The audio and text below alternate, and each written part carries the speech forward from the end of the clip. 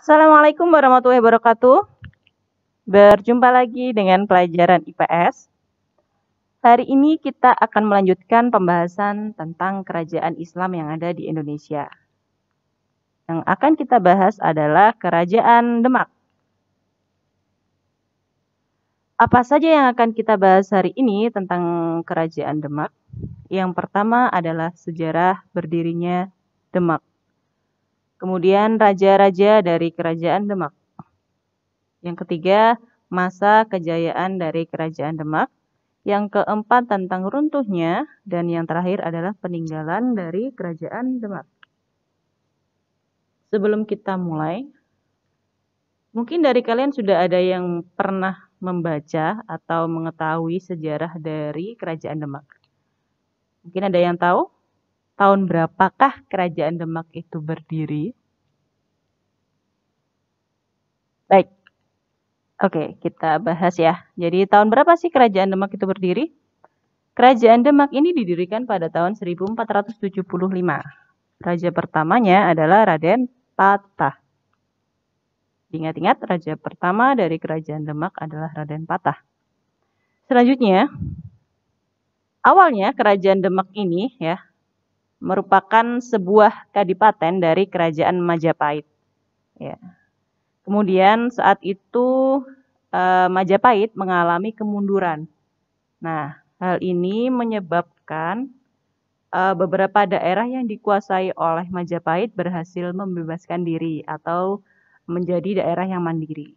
Nah, salah satunya adalah Demak. Selanjutnya, siapakah raja yang memerintah ketika masa kejayaan Kerajaan Demak? Kalau tadi raja pertamanya kita tahu bahwa Raden Patah adalah raja pertama. Sekarang siapakah raja yang memerintah ketika kejayaan dari Kerajaan Demak? Kita lihat silsilah raja dari Kerajaan Demak. Raja pertamanya adalah Raden Patah. Kemudian ada Patih Unus. Yang ketiga ada Sultan Trenggono.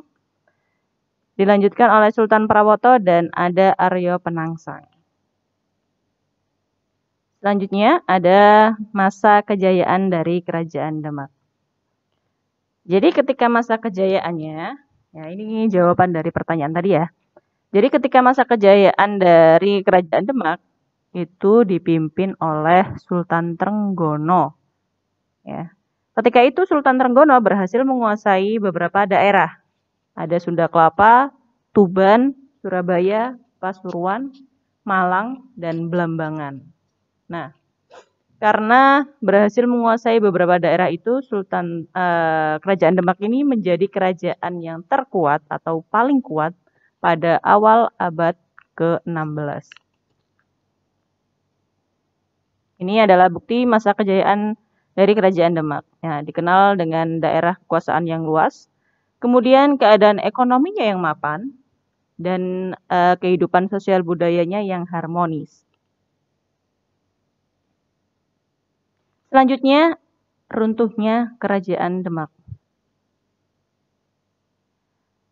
Jadi ada beberapa hal atau beberapa faktor yang menyebabkan runtuhnya atau mundurnya Kerajaan Demak ya. Yang pertama, sepeninggal atau setelah wafatnya Sultan Trenggono, di dalam Kerajaan Demak terjadi perselisihan dalam memperebutkan kekuasaan. Hal ini menyebabkan munculnya pemberontakan-pemberontakan dari daerah-daerah kekuasaan Demak. Kemudian, saat itu terbunuhnya Pangeran Surawito menjadi penyebab pembunuhan terhadap Sunan Prawito. Yang membunuh adalah Arya Penangsang. Dan saat itu Arya Penangsang berhasil naik tatah menjadi raja. Nah, singkat cerita, banyak adipati yang tidak senang dengan diangkatnya Arya Penangsang sebagai raja. Karena saat itu pengikut dari Arya Penangsang ini juga membunuh Pangeran Hadiri yaitu Bupati dari Jepara. Selain itu ada pemberontakan yang dilakukan oleh Joko Tingkir. Nah, saat itu Joko Tingkir berhasil memindahkan kekuasaan dari Demak ini ke Pajang. Dan itulah yang menandai berakhirnya masa kekuasaan dari Kerajaan Demak. Baik, yang terakhir adalah peninggalan dari Kerajaan Demak. Ada beberapa peninggalan dari Kerajaan Demak yang sudah sebutkan di sini ada 5 ya. Selebihnya bisa kalian cari, masih ada beberapa lagi. Yang pertama adalah Masjid Agung Demak. Kemudian Pintu Bledek, ada Soko Guru, dan ada Beduk dan Kentongan. Nah, Masjid Agung Demak. Masjid Agung Demak ini didirikan tahun 1479 oleh Wali Songo. Bangunan ini menjadi bukti bahwa Kerajaan Demak saat itu sudah menjadi pusat pengajaran serta penyebaran Islam di tanah Jawa. Kemudian yang kedua tadi ada Pintu Bledek.